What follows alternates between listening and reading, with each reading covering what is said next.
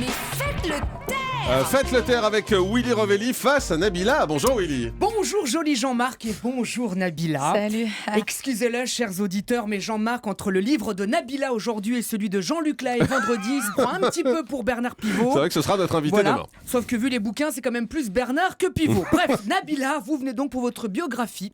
À 24 ans, quoi de plus normal quand même, il était temps. Et 24 années, ça prend déjà 300 pages. Le jour où Charles Aznavour va sortir sa bio, va me falloir un souvenir-mort pour amener le bouquin chez le libraire. Votre bio s'appelle Trop vite et c'est marrant, c'est exactement le titre de ma vie sexuelle. C'est donc Trop vite. Et depuis 10 jours, on vous voit partout pour la promo de ce livre. Vous êtes débordés, je ne sais même pas comment vous avez fait pour trouver le temps de le lire. Alors dimanche dernier, comme 4 millions de gens, je vous ai vu dans l'interview de Thierry Desmaizières dans 7 à 8, qui comme son nom l'indique passe de 5 à 7h40. Et comme à chaque fois, j'essaie de comprendre ce que dit Desmaizières pour présenter ses invités. Nymphette, tantôt sylphide, tantôt chrysalide, elle se rêvait ondine mais finie damnée. Serait-elle quand Micard... Oh merde, il m'a saoulé, j'ai zappé. Dans votre livre passionnant, on apprend que vous aimez prendre des bains pour vous relaxer. Moi pareil, mais vu ma taille, je me fais couler un bidet, c'est largement suffisant.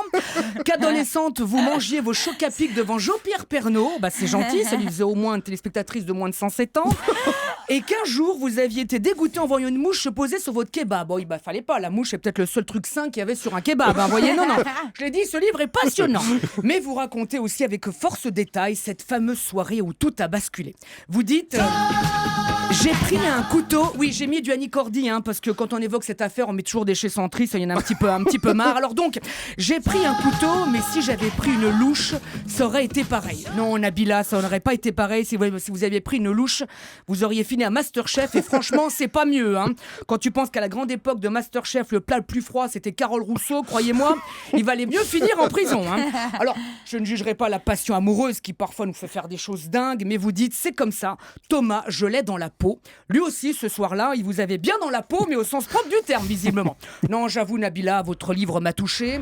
Oh, et vu certaines photos à l'intérieur, il y en a d'autres aussi qui vont pas mal s'en toucher. Oh. Parce que pourquoi le nier, Nabila? Vous êtes très jolie. C'est marrant, mais vous et moi, on mise tout sur notre physique. C'est vrai, c'est vrai. Mais moi, quand je mets un décolleté comme ce matin, ça fait pas pareil. Faut dire que vous n'en mettez plus des décolletés finis, apparemment, c'est dommage. Bonjour, la nouvelle Nabila qui ne dit plus de conneries.